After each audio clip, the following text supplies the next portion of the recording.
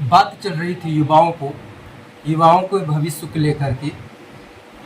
कहते हैं युवा ही देश के भविष्य में भूमिका निभाता है। मेरा तो मानना है कि जिस घर में, जिस परिवार में, जिस देश में, जिस मिट्टी में, जिस धरती पे जितने भी प्राणी, जितने भी जीव रहते हैं, सभी की भूमिका रहती है।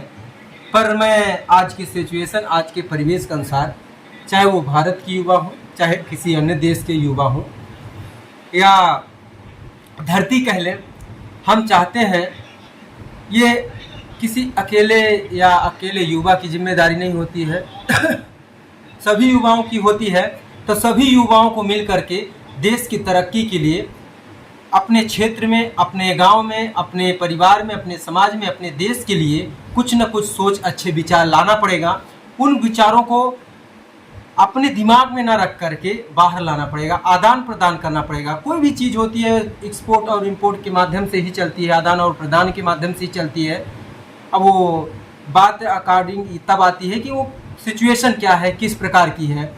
तो हम चाहते हैं कि देश के जो युवा हैं, शिक्षित हैं, बेरोजगार हैं, उनका कोई वैल्यूएशन नहीं रह गया है, तो राजनीति में बढ़ चढ़ के हिस्सा ले, क्योंकि आज का दौर बोल रहा है कि हमारे हक और अधिकार की लड़ाई हम जब खुद नहीं लड़ेंगे तो दूसरा लड़ने नहीं आएगा। इसलिए अपने हक और अधिकार की लड़ाई के लिए हमें आगे आना पड़ेगा और समाज के, देश की संस्कृति, रीति रिवाज के अनुसार उसको भी बचाव करना पड़ेगा। कहते हैं ना कि हमारी जो धरोहरें थी हमारे पूर्वजों के माध्यम से मिली है, लेकिन हमने एक एग्जाम्पल दिया था, अगर हमारे पूर्वजों ने हमारे लिए पेड़, जल, भूमि या धन को संचय करके रखा है, तो हमें भी भविष्य में आगे चल करके इस चीज़ को ध्यान रखना पड़ेगा। इसी चीज़ को ध्यान रखते हुए हम लोग कोई ना कोई कार्य करते हैं। तो आइए सभी युवा मिल करके, ये हम सब की लड़ाई है, ये हम सब की भागीदारी भी होनी चाहिए। तो एक कदम आपका, एक कदम हमारा, मिलकर साथी हाथ बढ़ाना, तो ये कदम जो है ये बढ़ना ही चाहिए, रुकना नहीं चाहिए। पीछे की बात हम नहीं सोचेंगे, पुरानी बातों को नहीं सोचेंगे, हम नए आविष्कार, नई चीज़ों के साथ आएंगे।